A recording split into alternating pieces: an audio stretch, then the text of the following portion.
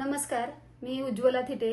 आपण पाहताय मी अनगर नगर पंचायत येथे नगराध्यक्ष पदाच्या उमेदवारी अर्ज दाखल करण्यासाठी 4 ते 5 दिवसांचा संघर्ष करत होते।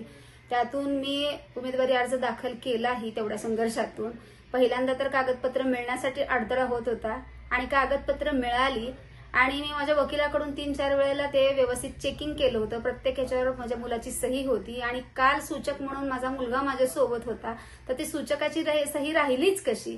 असं कसं शक्यच नाही ना ते।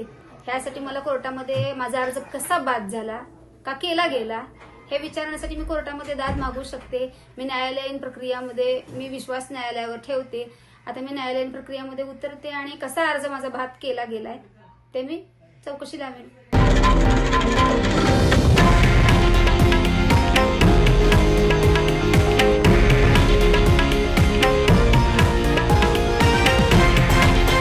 हे आहे देशातील नंबर 1 न्यूज नेटवर्क आणि आपण पाहत आहात TV9 मराठी, एकमेव।